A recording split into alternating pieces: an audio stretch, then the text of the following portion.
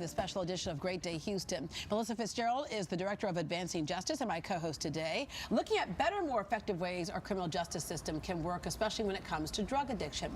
Our next guest lost all 7 of her children because of her addiction. Today, she helps other mothers to get sober and they don't have to leave their kids behind. Santa Maria Hostel is one of the very few programs like this. Nadine Scamp is the CEO, and today Lillian Stephens is a peer recovery coach, and her daughter Susie proves that a healthy relationship is always possible with the right help. All right.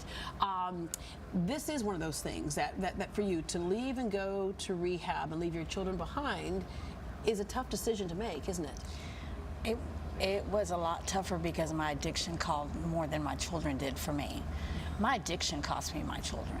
I'm very cognizant of that today. And having been someone who's been through CPS multiple times, criminal justice system more times than I can count on my fingers and toes, it's to be able to surrender and go to a program, to go through a drug court program, right, to get to Santa Maria was a blessing.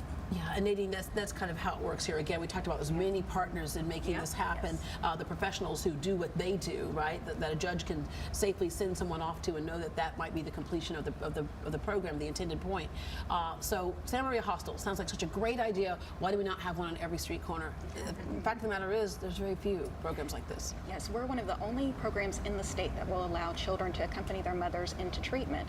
And we know for women, being able to make sure that their children are safe is such an important part and can be such a barrier to them wanting to get help. So we want to make sure that that family can stay together and we're able to address the entire family system. Yeah, and in hopes of breaking that cycle. Yes. And so, Susie, for you, what was it like when you were in the program and you could look at other kids and say, they're not judging me, they understand what I've been through? She's a 14-year-old, right? Yeah, but what's it like to be back with your mom? Good. Good? Yeah. And pardon? Never mind. Yeah, but the good part is that you are in an atmosphere where you can start to begin to trust again. And I have said this many times on the show, but this is the thing that resonated with me of why I started working with Santa Maria Hostel, and it was that moms showing up at the bus stop and kids were assured that their mother would be there. That was such a simple thing, but it was about building trust. And so that's one of the things too. It's you can beat yourself up a lot about not being there for your kids, but they help you focus on now you're there. Yes, ma'am. It's been a journey to rebuild with all of my children and my family.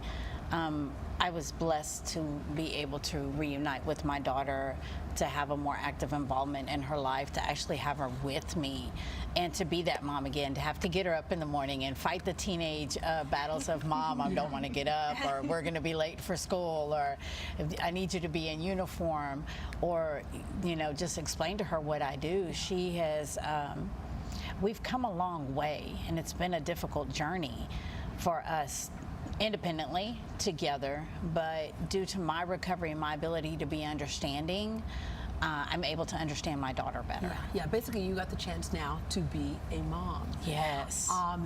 Explain to people, because people in their naivete or their ignorance, one or the other, will say, I just could not do that to my kids. That's why addiction is so ugly and so crazy, because it'll make you do all kinds of things that you might say you'd never do. I never wanted to do that to my kids. I didn't, and I felt like such a failure. When I would get back up on my feet and I would have some of my children, and then here I go again back into the vicious cycle of substance use disorder. It's so controlling, and it took me losing them all, being back in the criminal justice system, knowing that if I tried doing this on my own, it wasn't going to work. Yeah. What made it work? I agreed to voluntarily go into a drug court program. It was my decision. It was my surrender. Yes. Oh yeah, it's always the person's decision. They have the option of going in or not. Because now you're a partner. I wasn't told by a judge, this is what you're doing, you have no choice. But I knew that if I didn't, I would be going back into the same environment that I came back from. And I was tired. Yeah. I was 44 years old. I'm 50 now. I was 44 years old going, I've been doing this like this for over almost 30 years.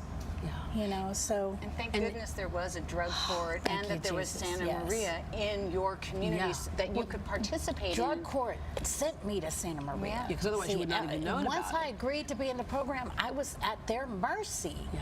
But they had mercy on me. And Nadine, that's an amen right there. But Nadine, there are several pieces to this too. It's not just the get sober part, because when you get sober, oftentimes an addict will tell you that's when the real work begins. But also making sure that they can sustain that. And so one of the things you do is you get them ready for the job place. We do, yes. We have amazing partners out in the community that we work with. We make sure that our women learn how to write a resume, learn how to talk about any of the gaps in their work history, get pay electricity. rent, basic life skills, basic nutrition, some of those skills that Lillian was talking about. How do you make sure that your children get up in the morning? How do you make sure that you're giving them the support they need for homework and for education?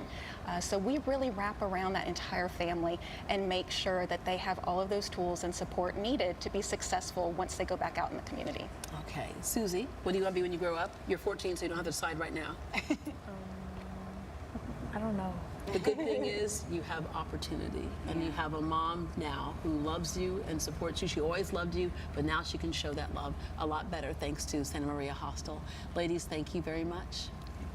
And by the way, you went by and visited there, didn't you? I did. I went yesterday, and it was such a remarkable place, and it was incredibly inspiring, and also giving mothers who have just given birth the opportunity to bond with their children, because that not only helps the mothers in their recovery, and the goal is long-term recovery, but it also helps those children. Children need that bonding. Babies need that bonding, and that sets that child up for a much better life in the future. And you know, we've just at Advancing Justice had a partnership with Sesame Street for that very reason, to service children whose parents are involved in the justice system, because we can't forget them. Yeah.